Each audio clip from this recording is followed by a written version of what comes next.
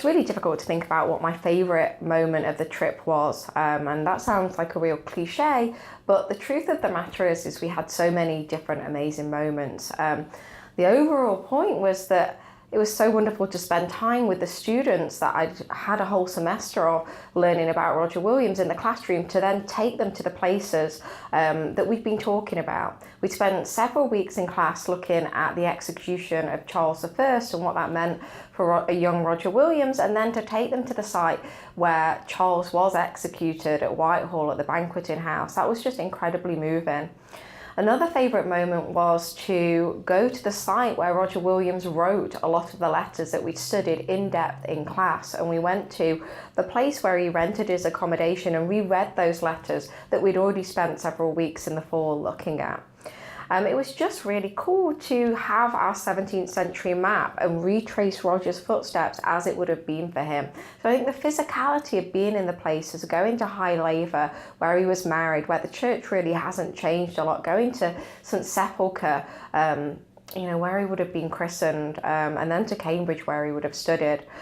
In terms of academics, I think it was really exciting for the students to go into the archives at Pembroke and see Roger Williams' entrance as a freshman to Cambridge University, as they themselves are freshmen. It's only a few months since they enrolled, and so to see their namesake doing the same process and having to get a scholarship and having to get financial aid, I think that rung true to many of the students. And seeing that with Roger, it's never straightforward. His entry into the Pembroke matriculation book is just simply Williams and a full stop. The date isn't even underlined, and this is so incredibly different to everybody else. So I think as an academic, it's posed many questions. I'm in the middle of writing a journal article about that very thing, so it's very stimulating for me as an academic to see something that I never knew about Roger. No other academics knew either. It was just really cool to go and see the Othello play in the Globe, to kind of imagine the theatre in London as Roger would have known it on the other side of the Thames.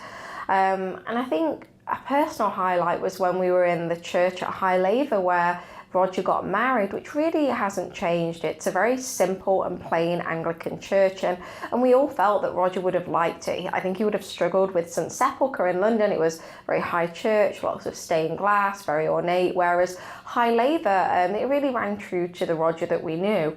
And one of our students, Amanda, sang Amazing Grace from the Anglican hymn book, and everybody cried. No one expected it. So I felt like it really brought the group together.